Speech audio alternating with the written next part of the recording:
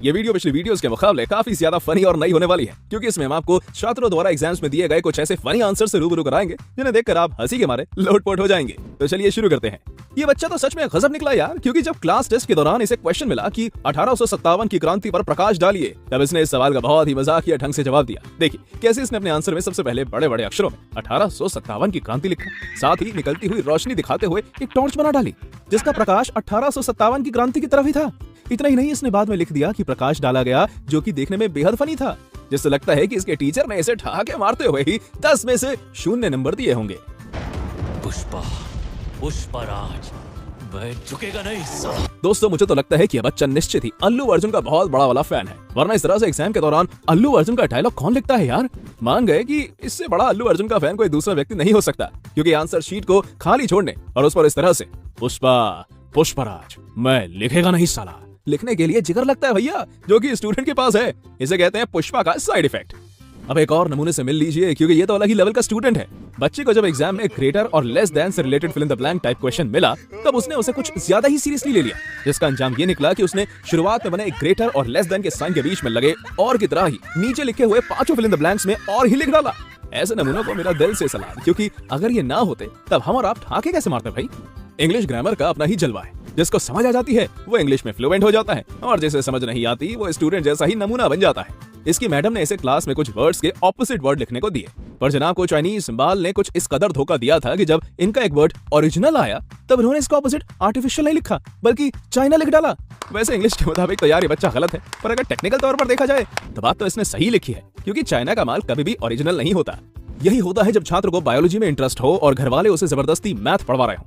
भाई साहब, मेरे हिसाब से छात्र ने वैसे तो बिल्कुल सही और तगड़ा जवाब दिया है, पर मैथ के पॉइंट ऑफ व्यू से ये जवाब बिल्कुल गलत है। दरअसल इसके मैथ टेस्ट में जब क्वेश्चन आया कि बॉब के पास 36 कैंडी थी और उसने उसमें से 29 कैंडी खा ली, तब उसके पास क्या बचा।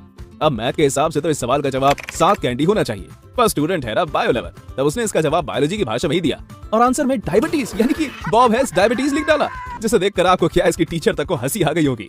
इसे कहते हैं एक्स्ट्राऑर्डिनरी स्टूडेंट, क्योंकि जब इसके हाफ ईयरली एग्जाम्स में कबीर दास के ऊपर निबंध लिखने और अमिताभ बच्चन के ऊपर लेख लिखने जैसे 2 क्वेश्चंस आए, तब इसने इन 2 सवालों का बहुत ही चतुराई भरा जवाब दिया। आप ही देख लो कैसे इसने कबीर दास का नाम लिखकर उसके ऊपर निबंध लिख डाला और इसी तरह अमिताभ के ऊपर लेख लिख डाला, जो कि देखने में काफी ज्यादा फनी था। आपको क्या लगता है इसके टीचर ने इसे इस तरह की चतुराई दिखाने के लिए सिर्फ 00 देकर छोड़ दिया होगा? नहीं, बिल्कुल नहीं, क्योंकि इस चतुराई के लिए इसकी दम से सुटाई भी की गई होगी, टीचर से अलग और पेरेंट टीचर मीटिंग में अलग। ये बात तो हमें बचपन से सिखाई जाती है कि गांधी जी ने भारत को आजादी दिलाने के लिए बहुत बड़ा योगदान दिया था, लेकिन शायद स्टूडेंट ने गांधी जी के योगदान के बारे में बताए गए हिस्ट्री के चैप्टर को मिस कर दिया था, जिसके चलते जब इसके एग्जाम में सवाल पूछा गया कि आजादी के आंदोलन में गांधी जी का कितना बड़ा हाथ था, तब इसने उसका बहुत ही बढ़िया सा फनी सा जवाब दिया। देखिए कैसे इसने आंसर शीट पर एक बड़ा सा हाथ बनाकर लिख डाला कि इतना बड़ा। सच में आज अगर गांधी जी जिंदा होते ना, तब इस मासूम छात्र के इस फनी से आंसर को देखकर वो भी अपनी हंसी कंट्रोल नहीं कर पाते। दोस्तों मोदी जी का वो फेमस मीम डायलॉग तो आपको याद ही होगा, जिसमें वो कहते हैं इतने तेजस्वी लोग हैं हमारे पास, कितने शानदार विचार रखते हैं जी, कितने तेजस्वी लोग हैं हमारे पास। वैसे डायलॉग तो आपको याद है, पर क्या आपको मालूम है कि उन्होंने तेजस्वी आखिर कैसे लोगों को कहा है? वेल, स्टूडेंट जैसे लोगों को, क्योंकि जब इसके बायोलॉजी के एग्जाम में मॉस्किटो साइकिल ड्रॉ करने के लिए आई, तब इसने सही मॉस्किटो साइकिल ड्रॉ करने की जगह साइकिल चलाते हुए एक मॉस्किटो को ड्रॉ कर दिया, जिसे देख शायद इसकी टीचर इतनी ज्यादा खुश हुई कि उन्होंने इसे 10 में से 9 मार्क्स दे डाले, साथ ही गुड भी लिख दिया।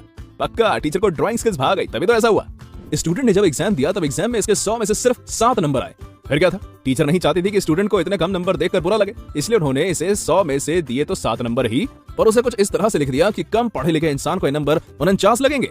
देखिए जरा, टीचर ने 100 आउट ऑफ √49 लिख डाला। इसका सोल्यूशन मैथ्स में 7 ही होता है। भगवान करे ऐसे टीचर सबको मिले, कम से कम रिजल्ट देखकर एकदम से झटका तो नहीं लगता, फिर बाद में चाहे फट जाए।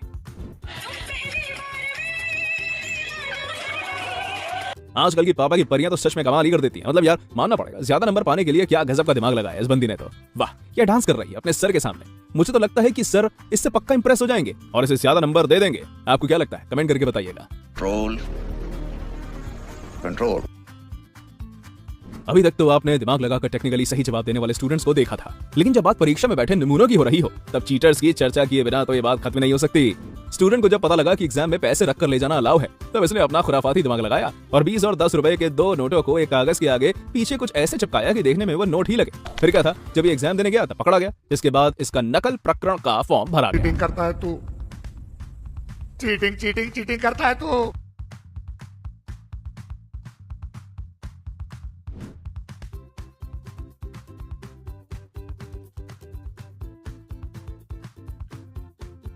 ऐसा काम तो वही बच्चे कर सकता है जिन्हें पढ़ाई से बिल्कुल भी लगाव नहीं होता। मानना पड़ेगा स्टूडेंट ने तो मैथ के फॉर्मूला से साबित भी कर दिया कि पढ़ाई से स्टूडेंट फेल हो ही जाएगा। जरा ध्यान से देखिए इसके सोल्यूशन को। वाह भाई वाह, मजा आ गया। खैर ये मजाक के लिए तो सही है, पर किसी बच्चे पर इसका गलत इंपैक्ट नहीं पड़ना चाहिए, वरना पता चला कि बच्चों ने सच में पढ़ाई छोड़ दी।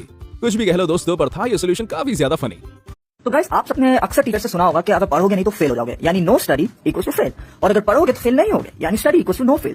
चले आए इसको मैथमेटिकली सॉल्व करने की कोशिश करते हैं। तो इन दोनों को आपस में ऐड कर लेंगे और इन दोनों को आपस में ऐड कर लेंगे। चले आए, तो यह हो गया नो स्टडी प्लस स्टडी, और उस साइड पे नो फेल प्लस फेल। तो यहां से कॉमन क्या आ गया, यहां से कॉमन स्टडी आ गया, अंदर क्या बचा नो प्लस 1, और इस साइड से कॉमन क्या आ गया फेल आ गया, और अंदर क्या बचा नो प्लस 1। तो आप देख सकते हैं नो प्लस वन आपस में कैंसिल, और ये सो फाइनल आंसर हमारे पास आया study equals to fail, hence proved.